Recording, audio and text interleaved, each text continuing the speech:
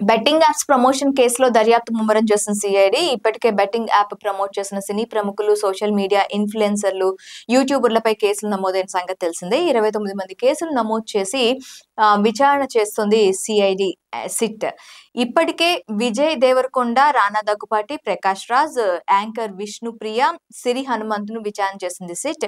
ఈ క్రమంలో తాజాగా హీరోయిన్ నిధి అగర్వాల్, యాంకర్లు శ్రీముఖి, అమృత చౌదరిని విచారించింది సిఐడి. ఇప్పుడు ఆ వివరాలు చూద్దాం. నవంబర్ 21న హైదరాబాద్ లోని రక్డీ కపూర్లో ఉన్న సిఐడి విచారణకు హీరోయిన్ నిధి అగర్వాల్, యాంకర్ శ్రీముఖి, అమృత చౌదరి హాజరయ్యారు. ప్రస్తుతం ఈ ముగ్గురిని విచారిస్తోంది సిఐడి. జిత్ విన్ అనే బెట్టింగ్ సైట్ ను ప్రమోట్ చేసింది Nidhi Agarwal. Jungle rummy app ను ప్రమోట్ చేసింది శ్రీముఖి.